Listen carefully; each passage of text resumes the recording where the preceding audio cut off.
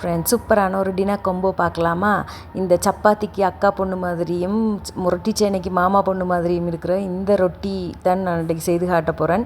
என்னடா இப்படி சொல்கிறேன்னு பார்க்காதீங்க. அதுக்கு பிறகு நான் என்ன விளக்கம்னு சொல்கிறேன். அதுக்கு ஒரு கப்பில் ஒரு 1.5 கப்புக்கு கிட்ட மைதாமா, அதாவது அமெரிக்கன் பிளெயின் ஃப்ளவர் எடுத்துருக்குறேன். அதுக்கு கொஞ்சமாக உப்பு, லியூக்வார்ம் வாட்டர், இந்த பிள்ளைகள் பால் குடிக்கிற அளவான தண்ணி, அந்த தண்ணி விட்டு நல்லா பிணைஞ்சு எடுத்துடணும். அதை நல்லா சாஃப்டாக பிணையணும். அப்போ தான் செம்ம டேஸ்ட்டாக இருக்கும் இந்த ரொட்டி. ஏன்னா அப்போ நல்லா பிணைஞ்சிட்டு அதை அதுக்கு இப்படி இந்த ஒரு கன்சிஸ்டன்சிக்கு பிறகு தண்ணியை தொட்டு தான் இதனோணும். ஊற்றிடக்கூடாது. ஊற்றினா எல்லாம் பிழைச்சி போயிடும். பிறகு நீங்கள் பேன் கேக் தான் சுட வேண்டி வரும். பேன் கேக்கும் வராது. அதில் நீங்கள் கோதுமை தோசை தான் சுடலாம். அதனால் நடுவாக தொட்டு நல்லா பிணைஞ்சு எடுத்துருங்க. நல்லா சாஃப்டாக இருக்கணும். லைட்டாக எண்ணெயை கையில் எடுத்துகிட்டு நல்லா பிணைஞ்சிடுங்க. எடுத்துகிட்டு பிறகு டேபிள் டாப்லேயும் எடுத்து போட்டு நல்லா க்ளீன் பண்ணிவிட்டு நல்லா போட்டு அதையும் நல்லா உருட்டி பிணைஞ்சிடுவோம். நல்லா பிணைஞ்சால் தான் நல்லா சாஃப்டாக வரும். நீங்கள் எவ்வளோ பிணைகிறீங்களோ அவ்வளோ தூரத்துக்கு சாஃப்டாக வரும். இன்னும் கொஞ்சம் எண்ணெய் போட்டு அந்த ஈரலிப்பு தன்மை இருக்கிறதுக்காக ஒரு மூடியை போட்டு அதை ஒரு பக்கம் எடுத்து வச்சுருவோம். டக்கண்டு இதுக்கு ஒரு சம்பல் செய்திருவோம். நாங்கள் வெட்டுத்தூள் ஒரு கொஞ்சம் எடுத்துருக்கிறேன். ஒரு 1.5 டேபிள் ஸ்பூன் உங்களோட உரைப்பு கேட்ட மாதிரி போட்டுக்கொள்ளுங்க. கொஞ்சமாக உப்பு, கொஞ்சமாக சின்ன வெங்காயம். நான் நார்மல் வெங்காயம் தான் எடுத்துருக்கேன். சின்ன வெங்காயம் இருந்தால் செம்ம டேஸ்ட்டாக இருக்கும். கடகடண்டு அதை இடிச்சிட்டு தேவையான அளவு தேங்காய் பூவை போட்டுட்டு அதையும் சேர்த்து நல்லா இடிச்சிடுங்க. செம்ம டேஸ்ட்டாக இருக்கும். கடகடண்டு செஞ்சிடலாம் ஒரு 5 நிமிஷத்தில்.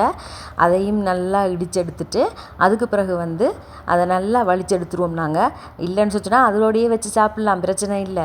ஆனால் இதை பிளேட்டில் எடுத்துகிட்டு இந்த பச்சை வெங்காயம் கொஞ்சம் போட்டிருக்குறேன். அதையும் சேர்த்து குழச்சிட்டு கொஞ்சமாக காஷ்மீர் ரெட் சில்லி பவுடர் போடுறேன். நம்ம அந்த கலர் வருமன்றதுக்காக.